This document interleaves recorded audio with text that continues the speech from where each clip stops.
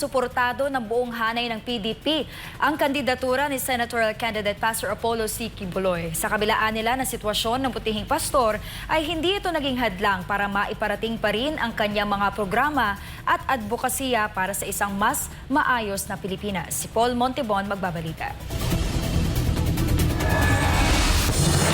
Bagamat ikinalulungkot na nakararami ang pagkakapiit ni senatorial candidate Pastor Apollo C. Quiboloy, bunga ng anilay pang-aapi, panggigipit at paniniil ng kasalukuyang gobyerno ay bilib pa rin ang mismong tagapagsalita ng PDP laban na si Attorney Martin Delgra na hindi ito hadlang para ipaabot ang maganda nitong mensahe sa mga Pilipino.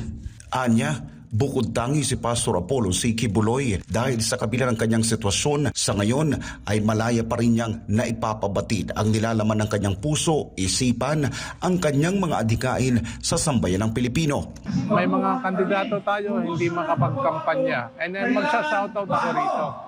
May isang tao, matalik na kaibigan at mataas at mapuso ang hangarin. Ang tinutukoy ko po si Pastor Apollo Quiboloy.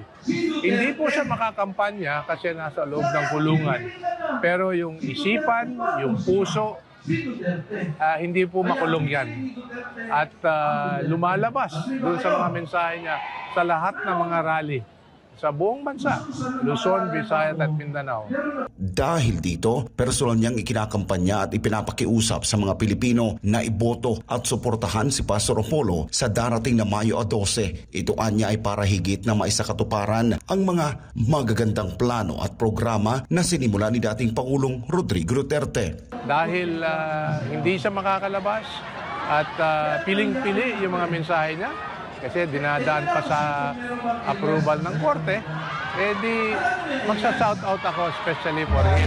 Para tuloy-tuloy po na yung pagbabago na inaasam ng ating Tatay Digong, karamihan ng ating mga Pilipino. Hindi lang po para sa ngayong eleksyon na ito, kung hindi sa susunod na eleksyon, sa susunod na presidential election ng 2028.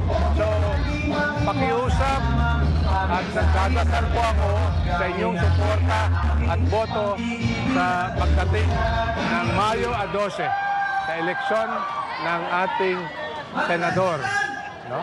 Duterte straight PDP laban. Sa kabilang banda, walang patid ang suporta at pagkakaisang ipinapakita ngayon ng The Kingdom of Jesus Christ para sa butihing pastor habang kaliwat kanan siyang ikinakampanya sa iba't ibang sulok ng sitio, barangay, lungsod at bayan upang ipaabot ang mga naisin ni Pastor Apollo para sa bayan. Sa katunayan, palawak ng palawak ang mga nakukuhang suporta ni Pastor Apollo sa buong bansa dahil na rin sa malalim na pakikipag-ugnayan, pakikisalamuha at pagbibigay atensyon sa mga hinaing ng maraming Pilipino, isang hangad ng pagbabago para sa bansa. Ngayon ang tagline ng PDP, lalo na si Pastor, is ayusin natin ang Pilipinas. It is a very tall order. Nevertheless, it is achievable. Huwag kayong negatibo. But we must do something first. If you want to make ayos the Pilipinas, let us put order into our houses first. May dalawa tayong house. Ano yon? May dalawa tayong house of government. Ano yon? The House of Congress at the House of Senate. Okay na lang. House number 1, House number 2. Pero yan ang ating advokasya. If you want to achieve that advocacy of ours, let us put first order into these two houses. By what? By putting the right kind of people in that two houses. Bilang paalala ni Pastor Apollo sa mamayan ngayong eleksyon, dapat anya iboto ng taong bayan ang mga kandidatong may puso para sa tao, may malasakit at hindi kailanman masisilaw sa pera, posisyon at kapangyarihan. When you are there occupying a position, resources will be put into your hands. Pera ng bayan, power, even the life of your enemy will be put into your hands. How will you handle that one? You must be responsible. You must be the unifying factor.